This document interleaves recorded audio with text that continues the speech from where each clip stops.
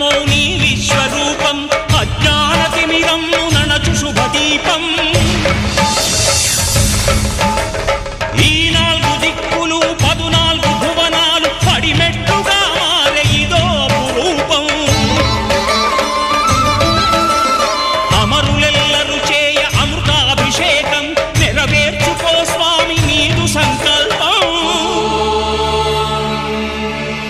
పదములకు రొక్కగా ఒక్కొక్క లోకం అందుకో నక్షత్ర పుష్పాభిషేకం